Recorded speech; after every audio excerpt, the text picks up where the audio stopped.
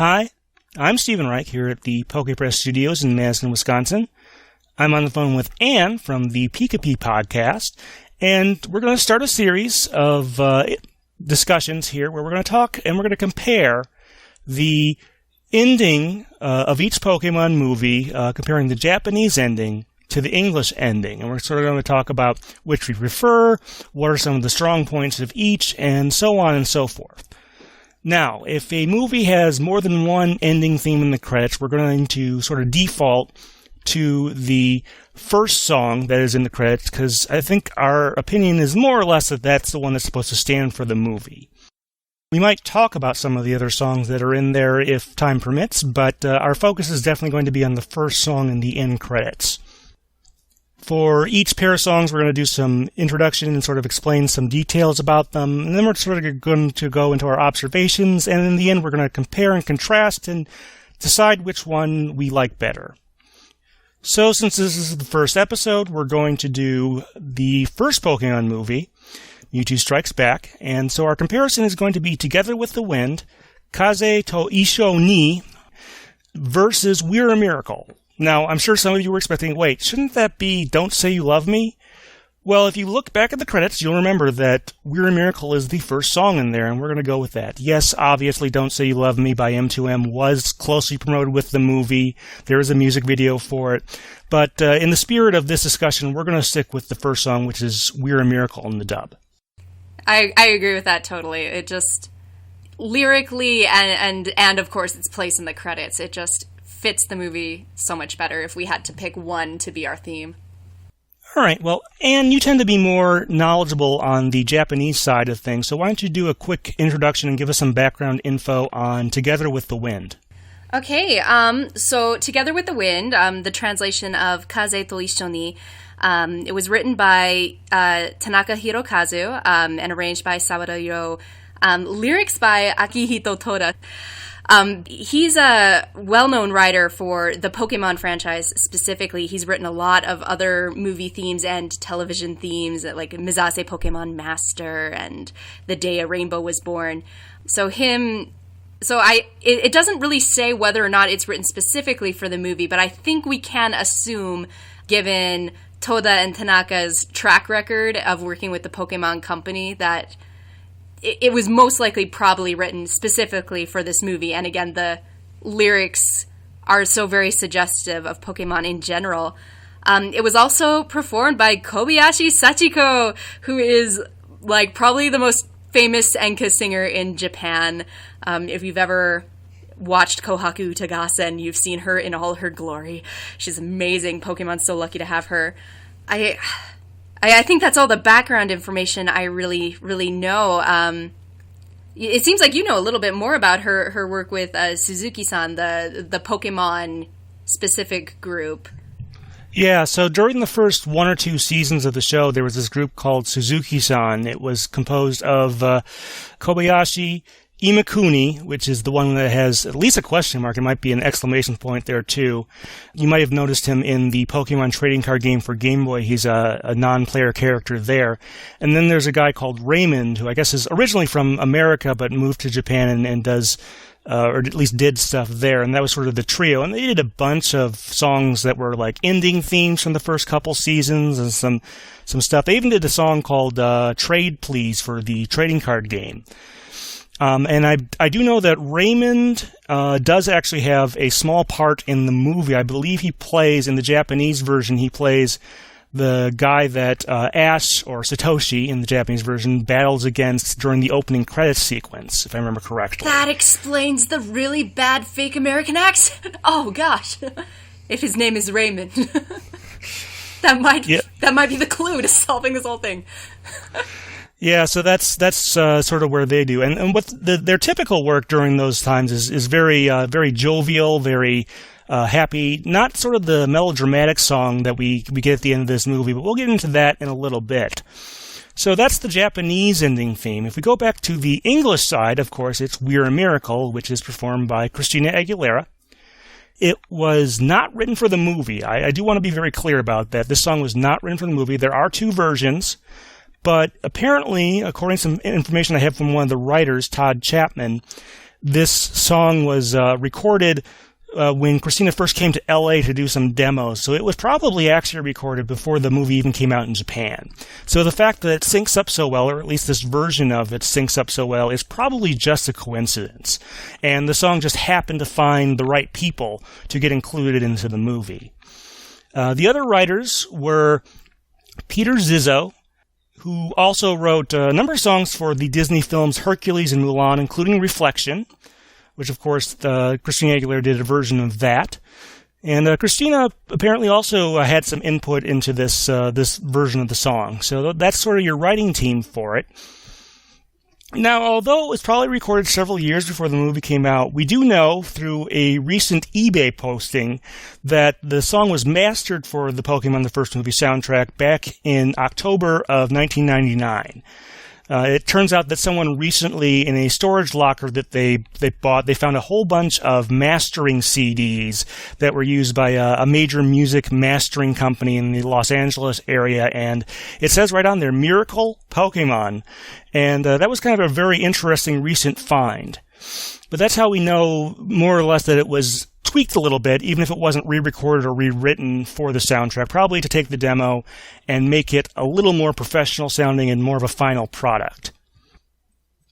Now, if you do, for some reason, need an alternate way to get this song, if you, for some reason, can't find a copy of the pop soundtrack to the first movie, it is available on the U.S. version of the What a Girl Wants single, which was released in December of '99, so it was definitely important there. It probably helped boost the sales of that maybe by 5 or 10% is my guess. You know, the song itself, What a Girl Wants, is very good, but obviously this helped.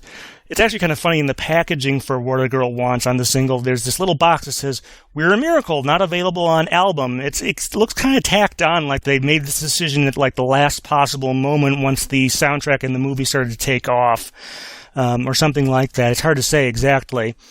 But in any case, that's sort of the background info on We're a Miracle. Like I said, not written for the movie. It just happened to be in the right place at the right time and find the right people to get in there. So let's talk about some of our observations on this. Let's start with Together with the Wind. And I mentioned this earlier, that Kobayashi is part of Suzuki-san, and their material is usually a little less serious. I wouldn't call this the most serious song ever, but it's definitely more produced, more grand than their other work. And did that kind of surprise you?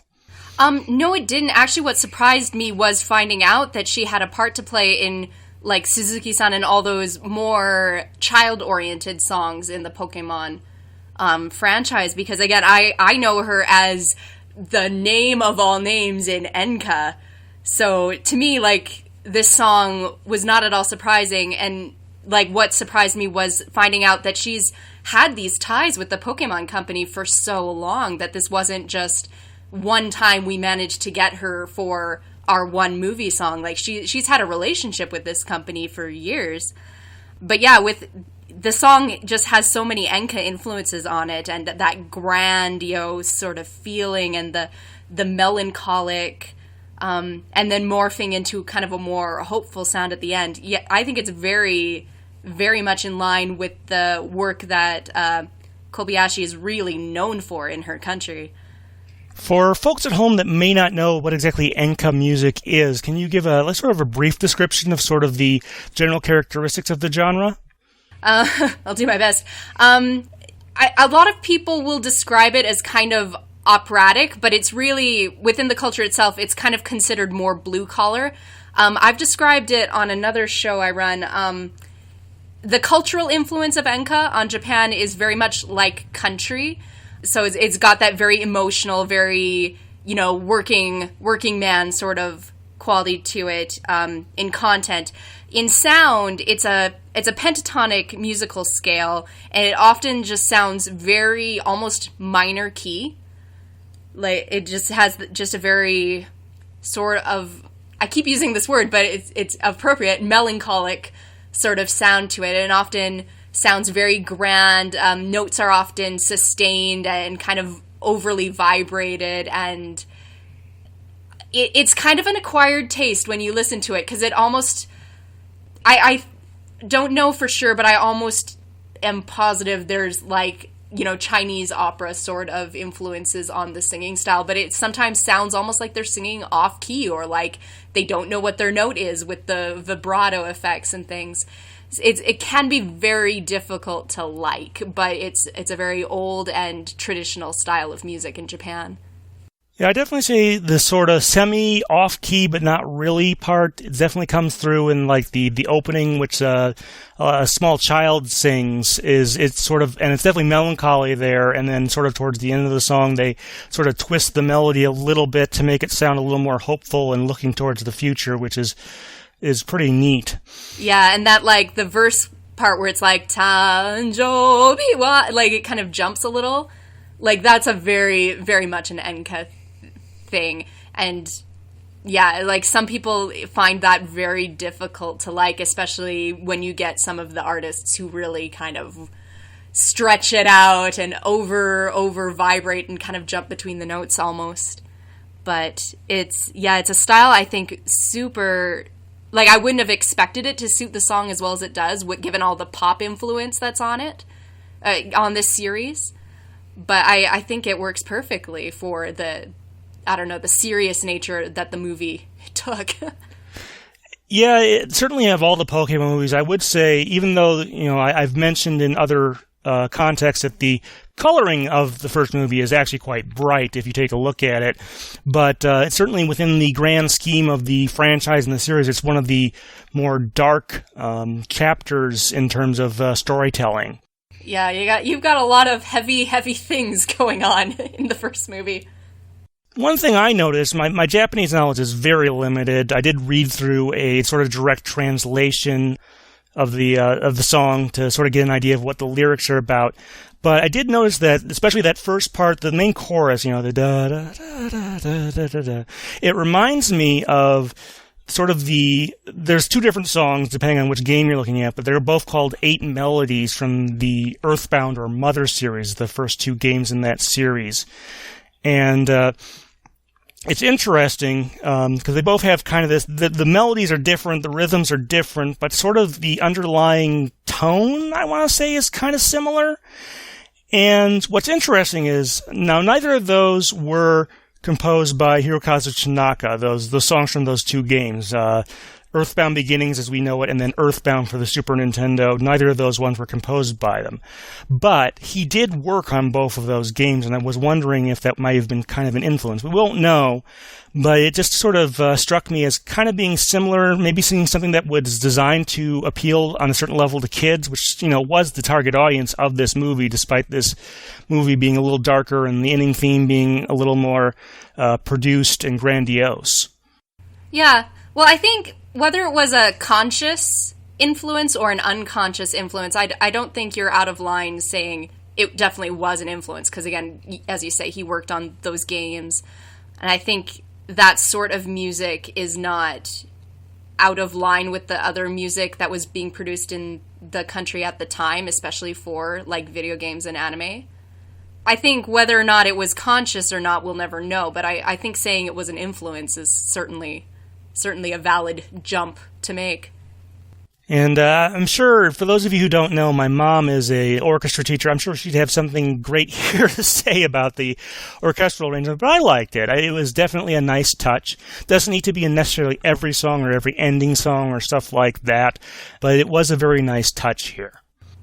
Yeah, no, I liked it. It fit the song itself, and I think I don't know that you could have had these lyrics and this sense of musical style without, something supporting it.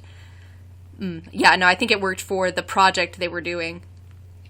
You had mentioned earlier that some of the lyrics do kind of tie into Pokemon itself. Do you want to go into detail with that? Oh, yeah, sure.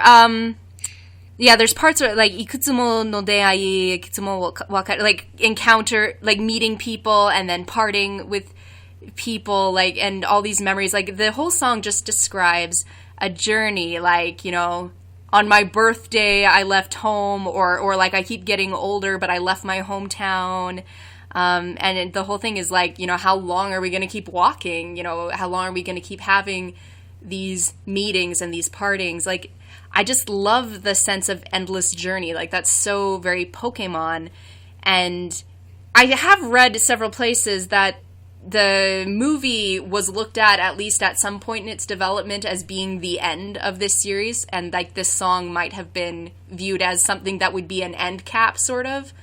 So I sometimes think that the song lyrically is describing the journey of the whole series and not just the movie, but I think it fits for Mewtwo too, in that it starts off talking about like how long are we going to keep walking, and this sense of futility and, you know, an endless journey that seems like it has to be endured, and there kind of seems to be that heaviness to it, and then slowly the journey starts becoming enjoyable, and it's like, how long are we going to keep walking, in a sense of how long can we keep going? Like, I think that fits the movie so well. I think that fits Pokemon so well. Every lyric seems to be perfectly tied into this series. But from what I saw from the translation, it doesn't explicitly mention Pokemon anywhere, or if it does, it's sort of very, very lightly. Is that the case? I think it does, but I think it not as explicitly as you might find in like some of the anime opening themes, where like they definitely reference Pokemon things. But I think, again, traveling from my one single hometown, Kimi no Poketo no Naka, like, you know, the reference to the pocket. Yeah, inside your pocket with someone who like somebody else.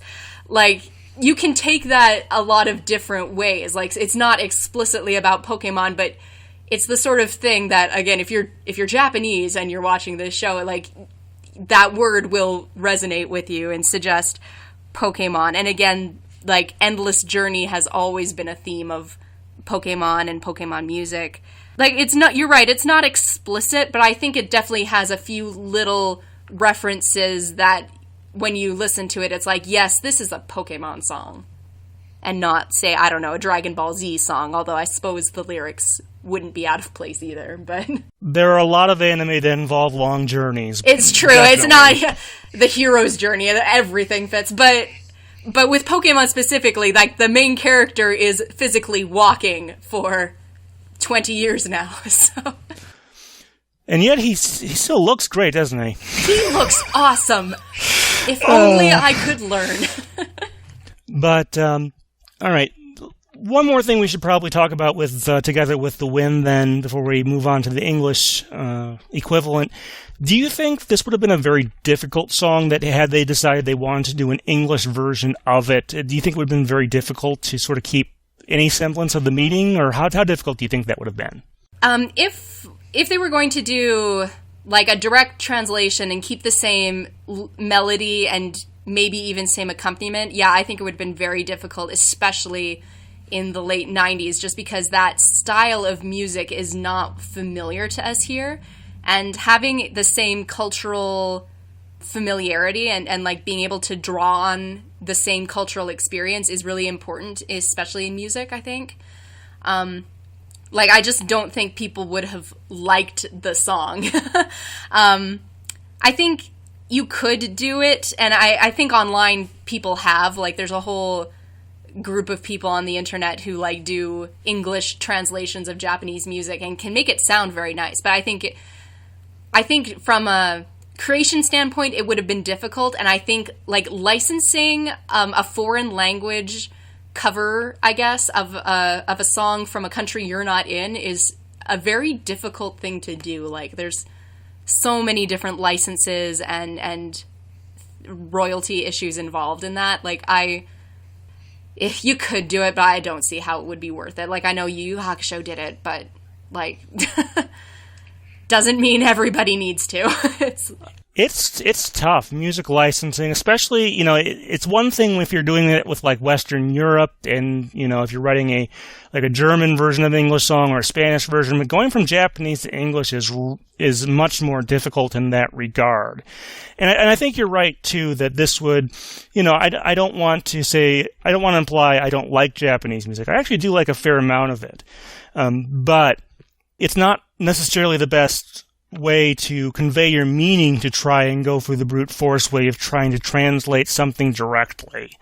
And this is probably one of those cases. As beautiful as this song is, it's probably not the best option they could have picked to try and get some version of this song, although they eventually more or less did that with one of the later movies, but we may talk about that in a future episode. Yeah. No, I think what you said about conveying meaning is spot on. Like, music, like, it resonates with us because it touches something in us that is familiar to us.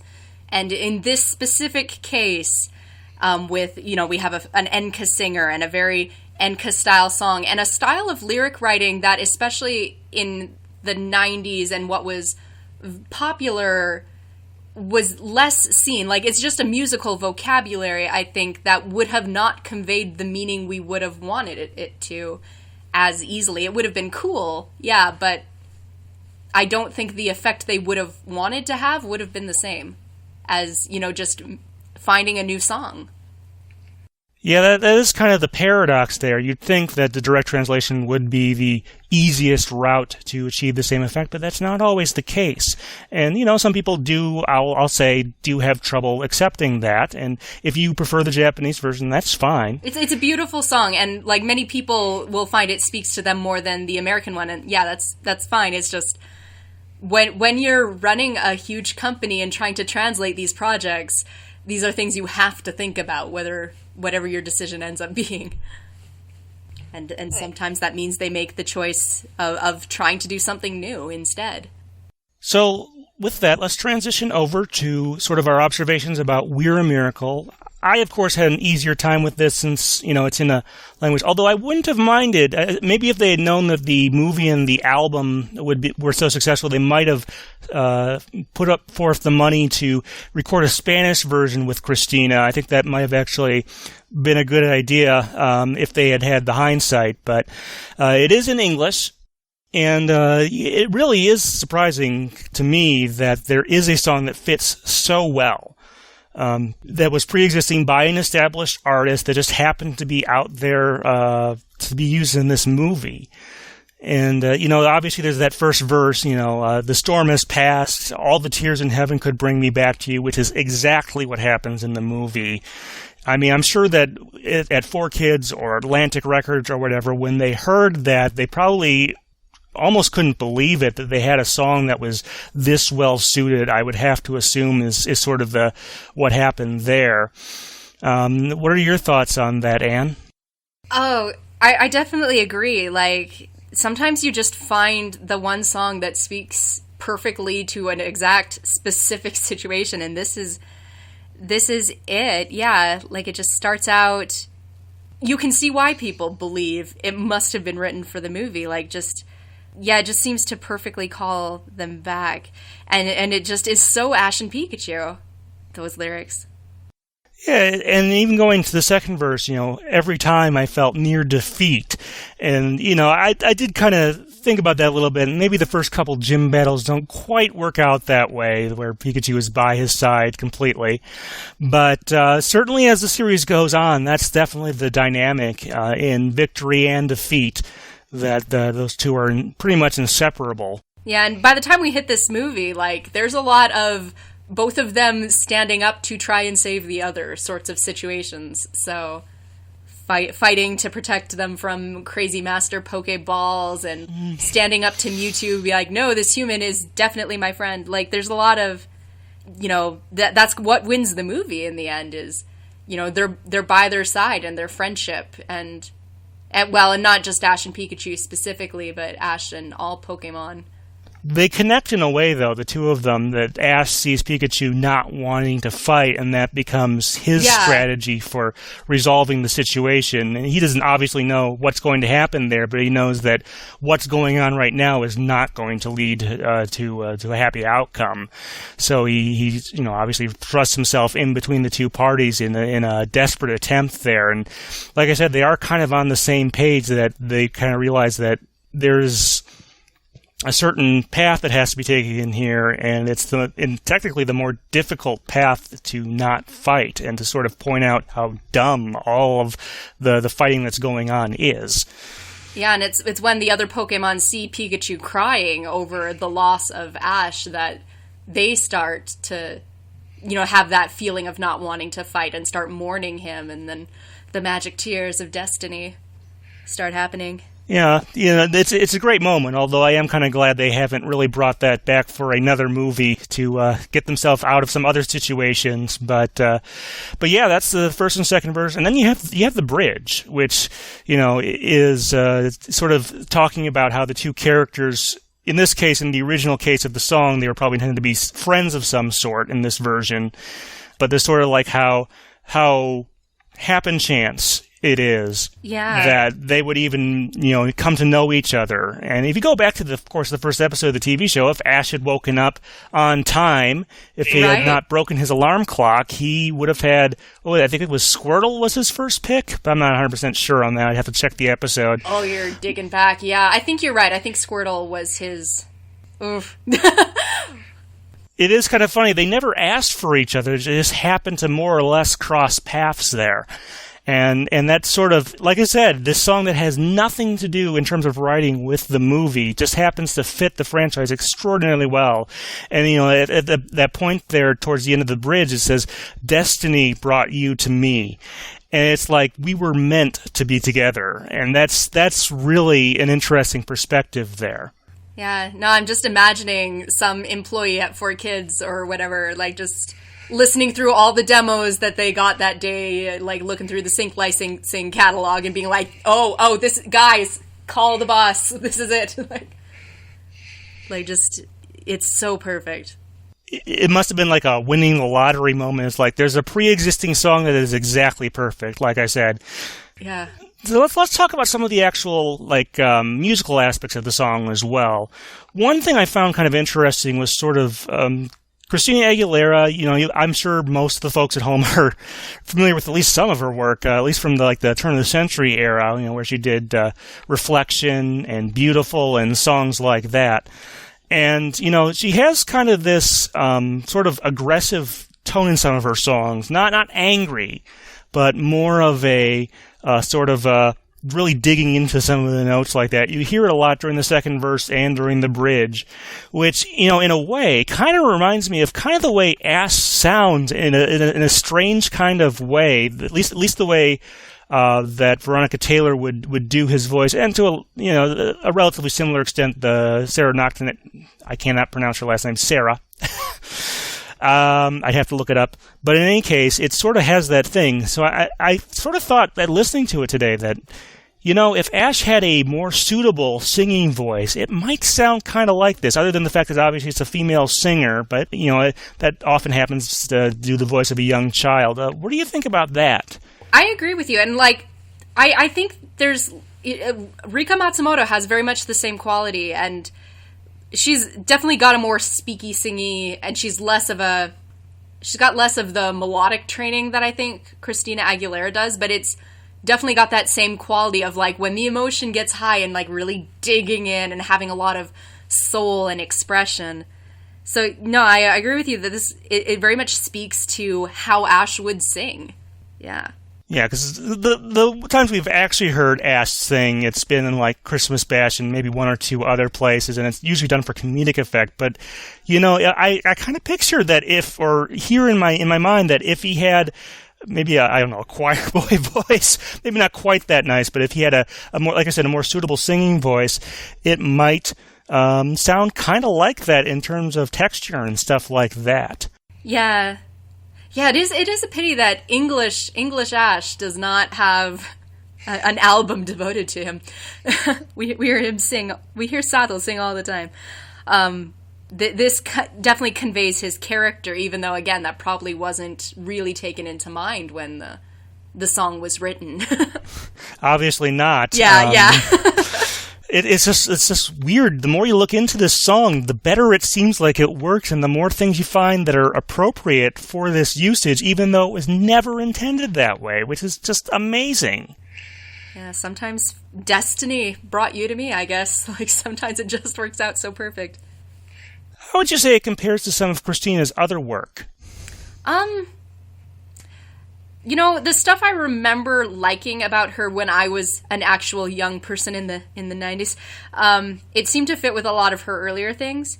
But I think definitely ever since she kind of, what was it? That kind of, she sort of had that weird 30s kind of flavor, and like she started branching out more musically in more recent years, I think it feels a little different than some of her more modern stuff. But I definitely think it fits a lot of what she did at the time, but it's got a sweetness to it that, like, again, a lot of her great hits of that era, you know, she was very much, you know, a sexy person as well. And this kind of just has like a sweet innocence to it that, yeah, is a little, like, it fits with her earlier work, and then at the same time it also doesn't. It's another side of her.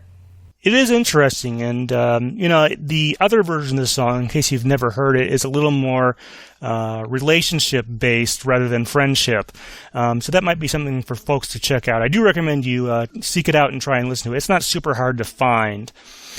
But, yeah, so that's sort of there. And like I said, there's a good possibility that had this movie not come across, or, you know, the right people not talk to each other, that this song would never have been released, ever.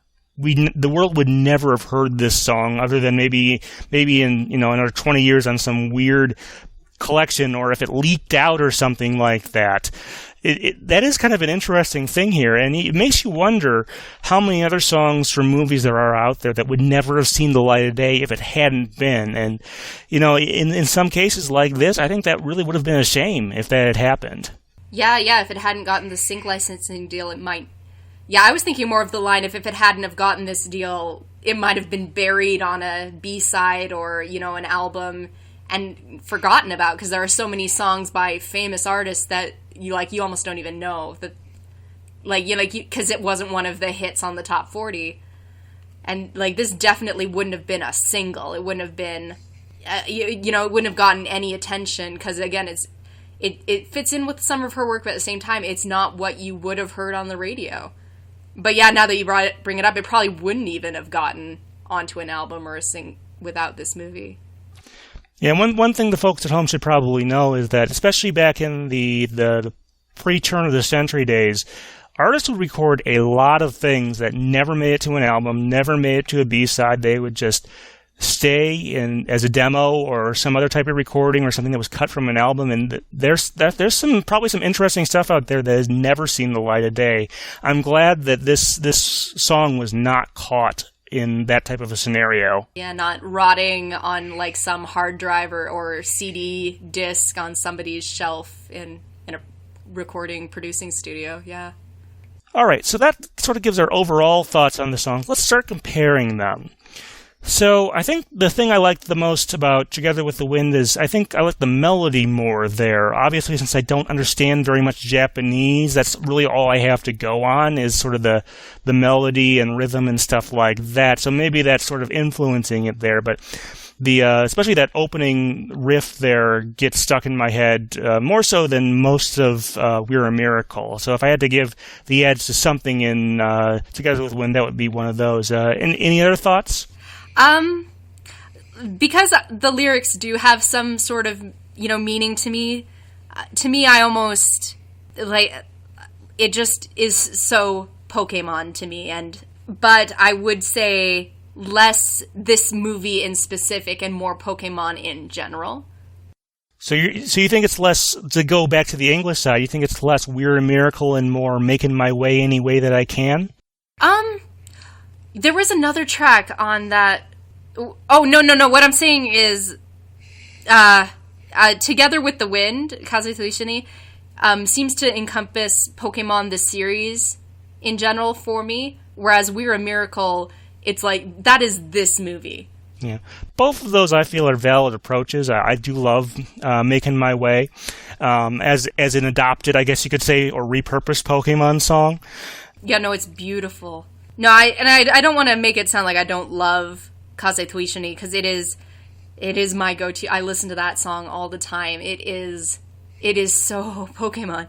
But like I if we're going to compare and contrast, that is its one flaw, is it is not specific to the movie that it is supposed to represent as much as this one English song that wasn't even written for it. That is kind of the humor of it. Now, of course, the other big difference I can think of is that Together with the Wind has a full, or at least a very large orchestra behind it doing the instrumental accompaniment, which We're a Miracle didn't. It has, I believe, synth strings right there at the beginning, and that's largely because it started off as a demo. Like I said, if they had known what might be in there, they may have sprung for that. Do you think We're a Miracle would have been better if it had more live instruments? Like if they replaced some of the synth instruments with real ones, do you think it would be a better song then? I don't know about better. I think it comes down to personal taste. I do think there is a potential for a very beautiful rendition of that song with an orchestral backing to be made. I would think you would maybe want to re-record the lyrics to match that. But I think you could have a very beautiful track on your hands if you recorded it with, a live and more orchestral thing. But I don't know if it necessarily would have been better because it wouldn't have fit any of the other tracks on the CD or any of the other English music, really, that was used. Because all the insert songs in the movie were, also more of a poppy sort of feel. So, yeah, I think it is a personal preference. I do think the more grandiose feel of Kaze to Ishini is definitely more of we're doing a movie. This is a movie song. This is special. This is, Mm-hmm. And I think for me, I like that. Like, that we have such a wide variety of Pokemon music and we had all that, with the pop and the fun and the weird Dempa stuff sometimes. But, for the movie, they were like, we're going to take this a little bit seriously and have a really beautiful event sort of song. So I think it comes down to artistic choice. I don't know if better is really the word I would use.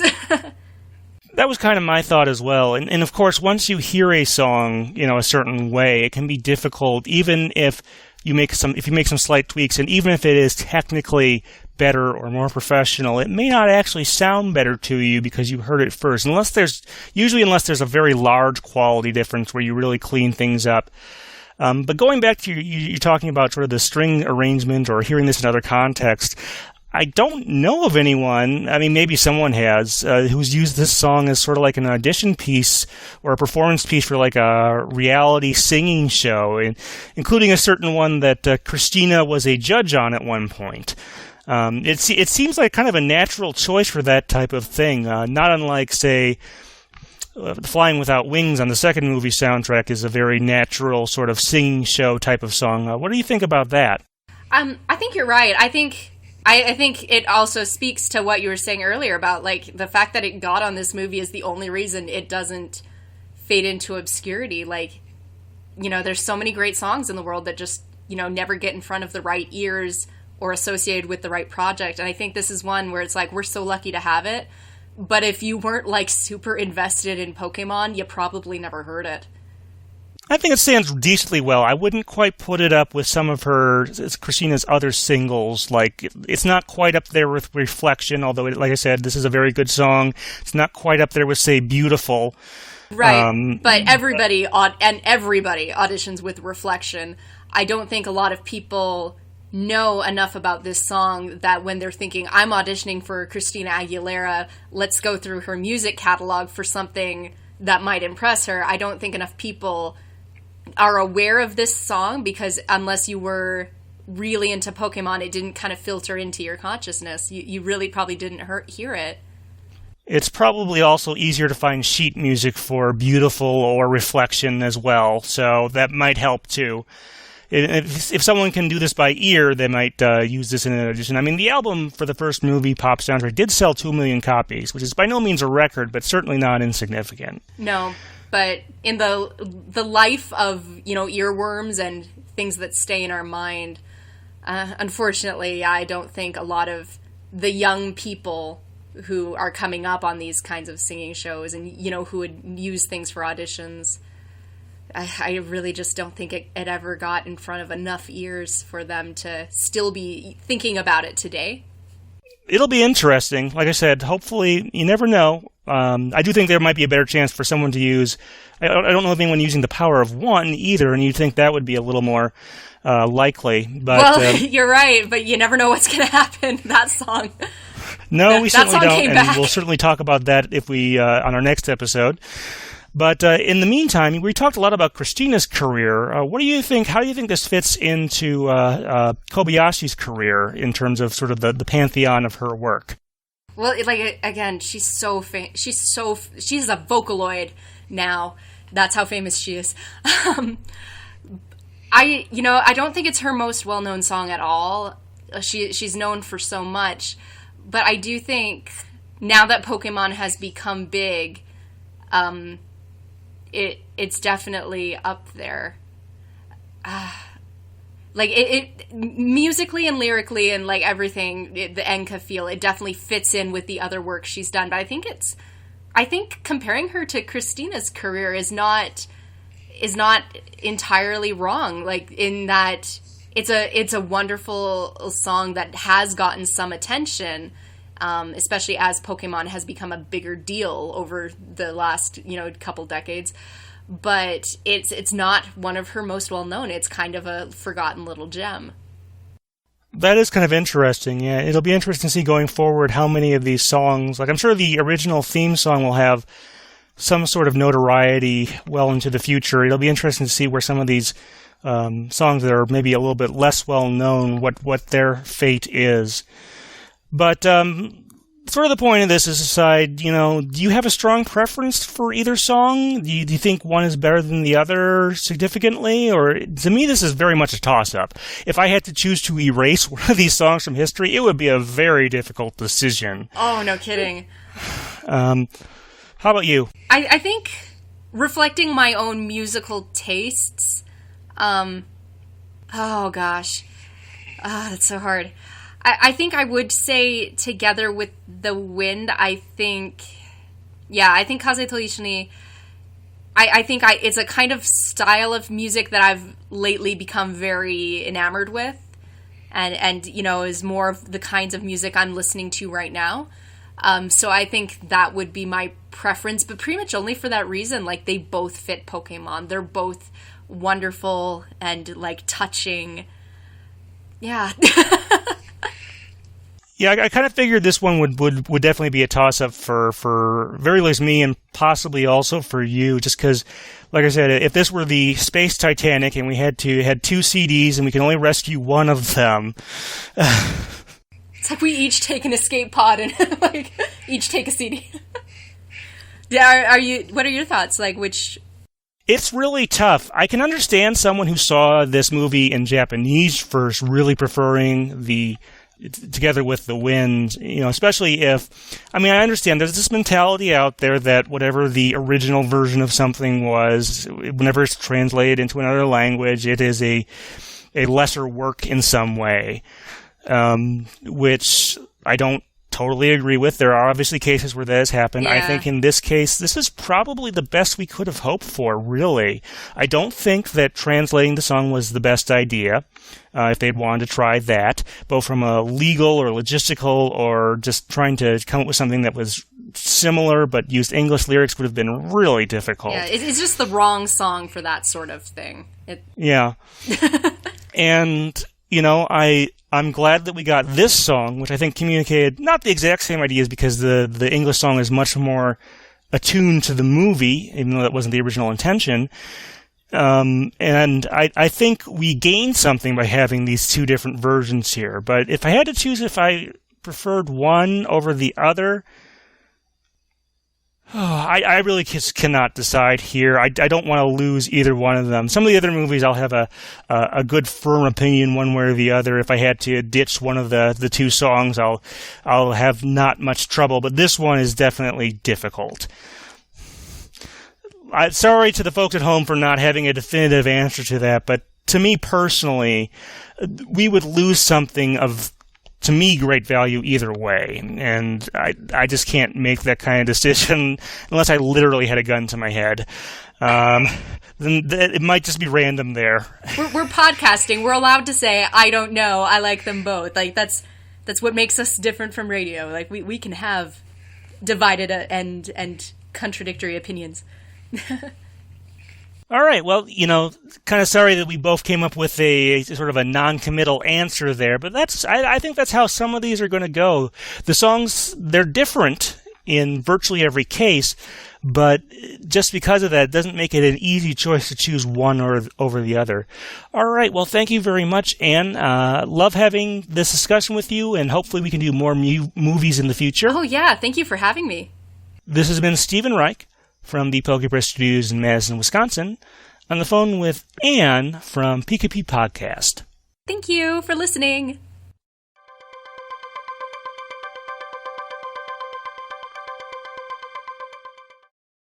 Is there anything you want to say, since the English version has a couple other songs? There's obviously Don't Say You Love Me at the very end of the credits. There's also the Hey You Free Up Your Mind by Emma Bunton, formerly Baby Spice, of course.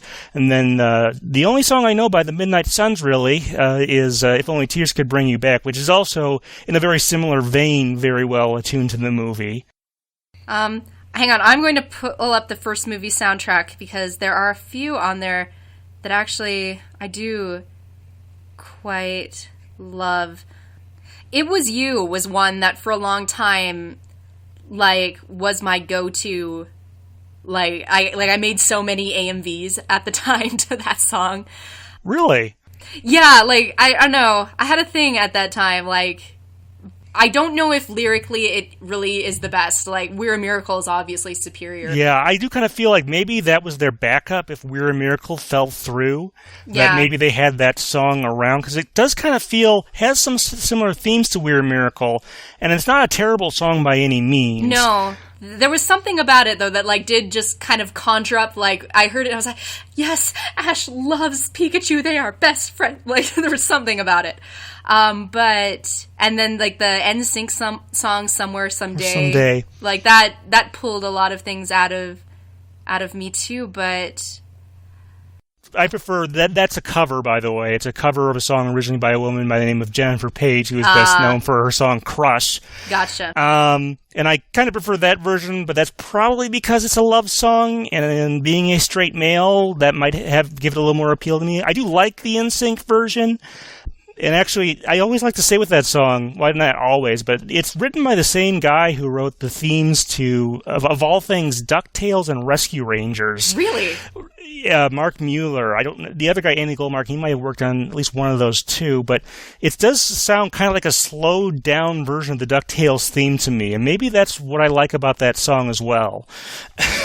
Well, I'm sold.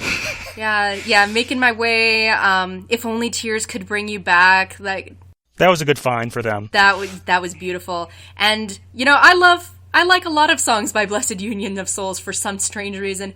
I like Brother, My Brother. I think it fits. It does. I understand why some folks just cannot stand that song, that they feel it's too sappy, that it degrades the intention of the original writers in Japan or something like that. It's not the choice I would have made, but again, since that is the choice they made, it's valid. It does fit. Yeah, I think this soundtrack sometimes gets a lot of flack because there's a lot of songs on there I don't know, Vacation or Have Some Fun with the Funk or something that don't seem to really need to be there.